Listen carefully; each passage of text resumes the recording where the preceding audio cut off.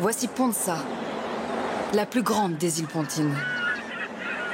Un archipel né il y a 30 millions d'années à la suite d'éruptions volcaniques. Discrètes, ces îles ne sont accessibles que par bateau. Là, c'est très calme, authentique, préservé. Mais c'est moins connu, alors il ne faut pas le faire trop connaître. Hein. Les secrets doivent rester bien gardés. Et ce sont ces secrets que nous allons vous faire découvrir. Vous allez bien? Venez, montez. Né sur l'île il y a 70 ans, Tommasino nous emmène voir la plus ancienne villa touristique de l'archipel. Tu vois ce mur? C'est le mur d'une propriété romaine. Elle a été construite il y a 2000 ans. C'était la résidence de la fille de l'empereur Auguste.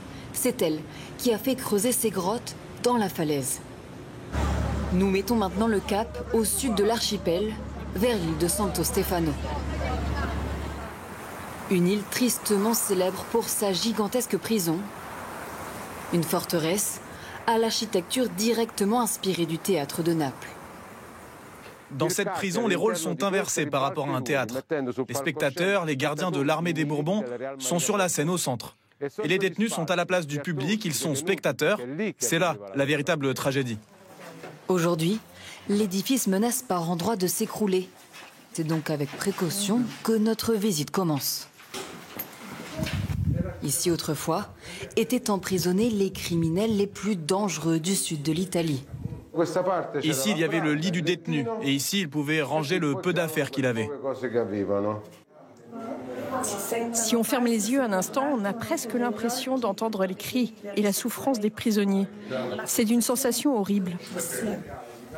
Le dernier prisonnier a quitté cette île en 1965. La prison devrait bientôt être transformée en musée.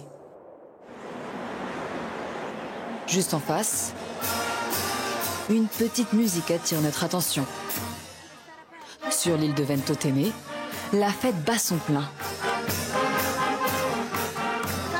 C'est merveilleux. Pour nous, cette fête compte plus que Noël. Oui, ou que le jour de l'an. Ici, chaque année, étonnamment en l'absence de touristes, la fête de la Santa Candida est célébrée en fanfare par les 750 habitants de l'île. Mais la vraie attraction... Quelqu'un peut m'aider à faire un nœud? Ce sont ces montgolfières fabriquées à la main par les jeunes de l'île. Des montgolfières comme celle-ci, tu n'en trouveras dans aucune autre fête dans le monde.